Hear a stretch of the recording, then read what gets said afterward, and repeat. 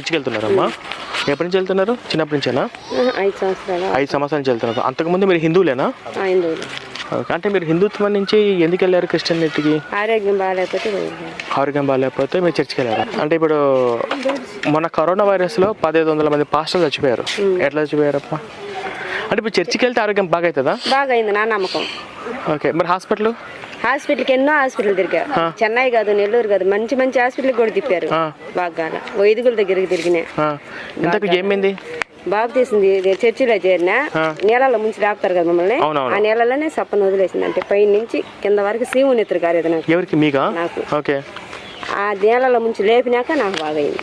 అప్పుడే కడిగిడిసి అయినాడు దేవుడు శుభ్రంగా. అప్పటి నుంచి శరీరం బాగుంది. చూడు ఆనమాలు కూడా ఒక రౌండ్ పుచ్చిపోయిన గోరు. ఈ గోర్లన్నీ పోయినట్టువి, మళ్ళా వచ్చినట్టువి. కాళ్ళకు కానీ చేతులకు కానీ కనీసం కళ్ళు కూడా కనిపించేది నాకు. ఇప్పుడు బైబిల్ కూడా చదవగలకుండా. చదవండి.